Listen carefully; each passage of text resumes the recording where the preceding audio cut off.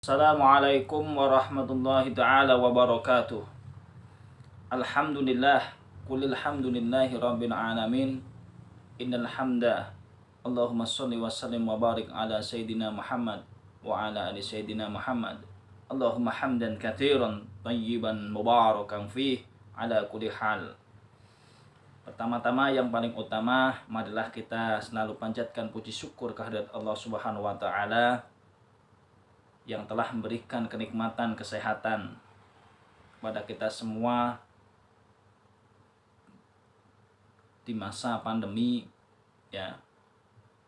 Ini kita masih dalam keadaan sehat walafiat, alhamdulillah, serta dalam lindungan Allah Subhanahu wa taala. Langsung saja seperti biasa dalam materi ini ya, membahas mengenai macam-macam sholat ya. Minggu kemarin kita semua sudah membahas tentang sholat fardu ya. Dan materi kali ini atau dalam pertemuan ini yang membahas tentang macam-macam sholat ya. Kita sudah mengerti macam-macam sholat. Di sini saya hanya ingin menambahi ya, pada para pelajar atau mahasiswa ya, yang sedang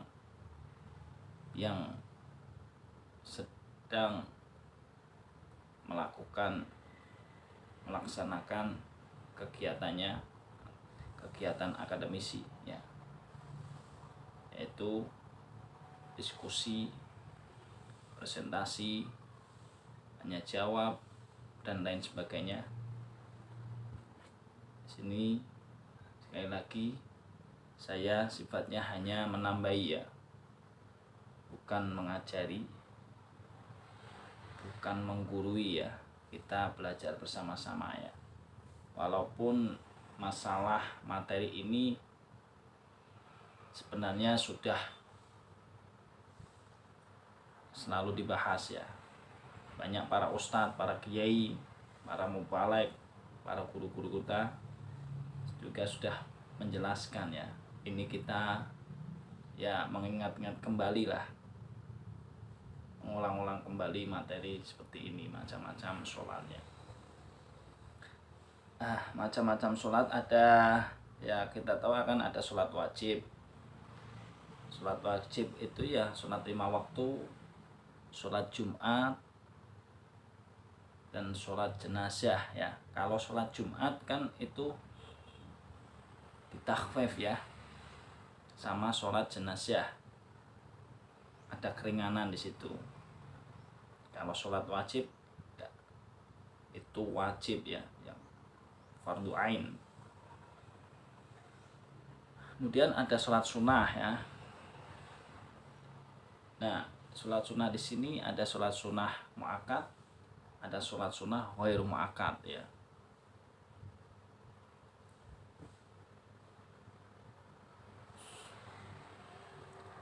Nah, kemudian dari segi cara pelaksanaannya bagaimana ya? Nah, kalau kita sholat fardu ya dari segi pelaksanaannya kita alangkah lebih baiknya itu berjamaah ya, bukan munfarid. Kalau bisa, kalau nggak bisa ya nggak apa-apa munfarid, yang penting kita sholat kayak gitu. Alangkah lebih baiknya kita berjamaah.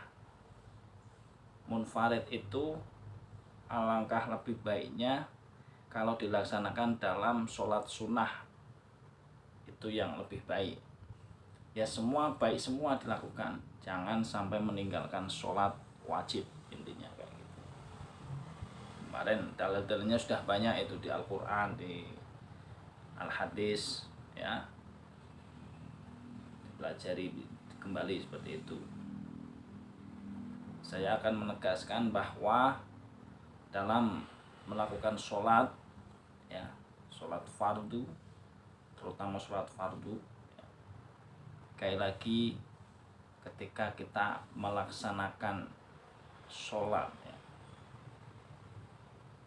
maka jangan terburu-buru ya, karena waktu sholat itu waktu terpenting jiwa kita, diri kita untuk beribadah kepada Tuhannya, itu yang sesungguhnya di situ. Maka jangan terburu-buru. Sekali lagi ya, ini untuk mengingatkan kita semua ya, sholat wajib ya, sholat fardu ain, sholat 5 waktu kalau dilakukan tolong jangan terburu-buru ya, sesuai rukun syarat ya yang kita tahu seperti itu.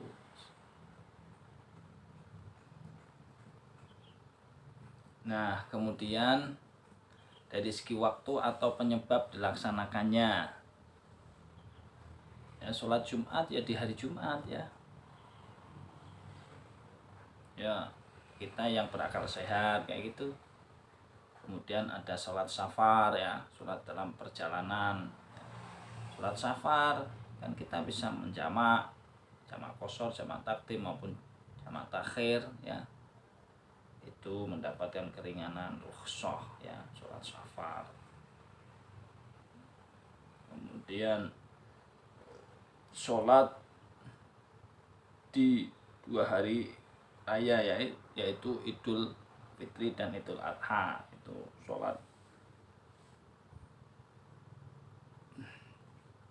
sholat kusuf dan khusuf ya, sholat adanya gerhana matahari dan gerhana bulan. Ketika adanya gerhana matahari dan gerhana bulan ya, silahkan yang itu mau dilakukan atau tidak ya. Sholat istiqo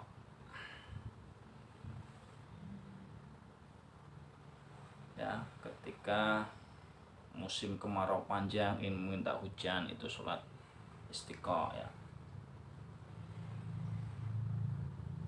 Sholat khauf ketika masih dalam peperangan, sholat yang menghadapi musuh dalam peperangan, itu sholat khauf ya.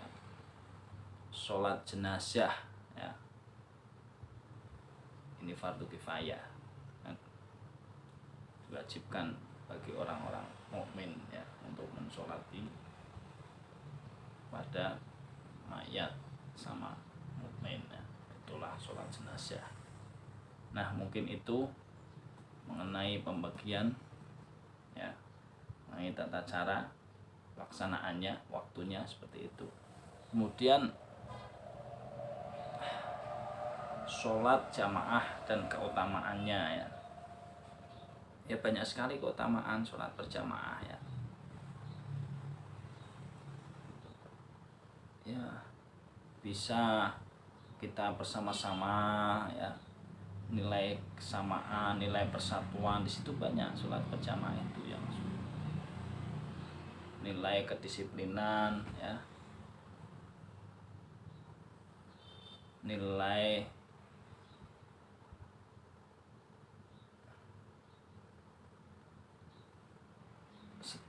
kesetaraan kayak gitu pada Tuhannya sama semua di situ. Nah, itulah berjamaah, tidak melihat itu miskin, itu kaya, itu setengah, itu apa, kita berjamaah sama-sama. Nah, banyak sekali manfaat keutamaannya.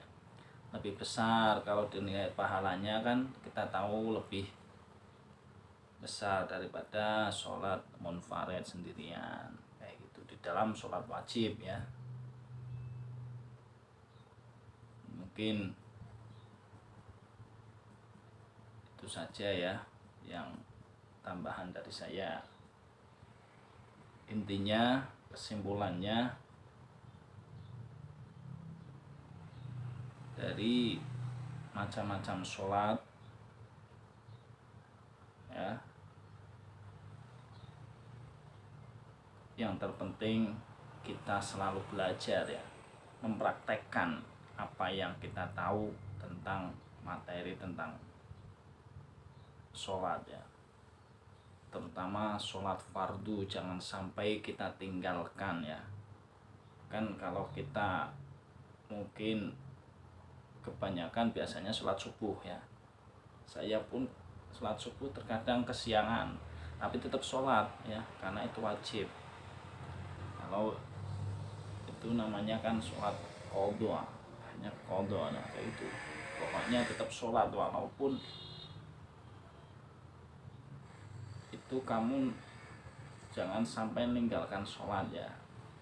Biasanya kalau sudah itu malas untuk itu ketika lagi, kalau perempuan kan dapat ketika haid kan banyak sekali untuk nyaurnya itu sholat ya. Penting ketika kita hutang sholat ya kita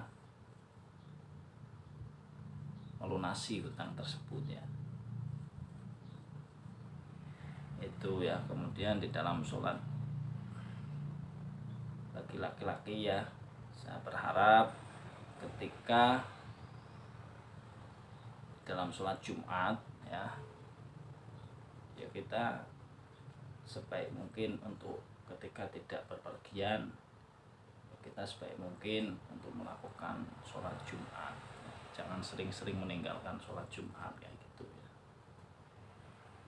Ya sholat ya, semua kegiatan kan ketika ada sholat Jumat semua kegiatan disuruh untuk berhenti dulu sementara, kayak itu bagi orang laki-laki ya yang mukmin ya, seperti itu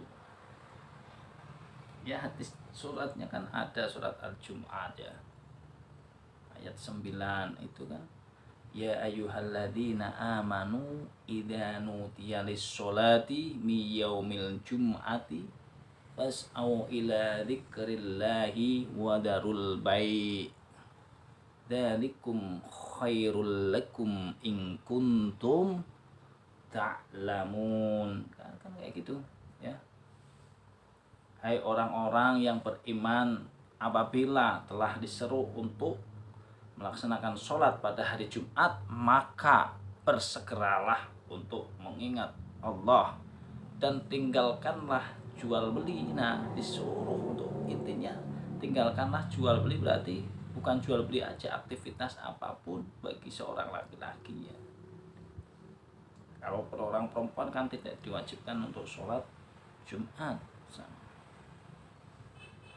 Yang kita tahu seperti itu ya, yang sudah dipraktekkan di dalam sehari-harian masyarakat, dalam lingkungan syariat Islam, di dalam agama Islam, di dalam orang-orang mukmin. Nah, yang demikian itu lebih baik bagi kamu jika kamu mengetahui. Mungkin itu ya tambahan terakhir saya ya, kesimpulannya seperti itu.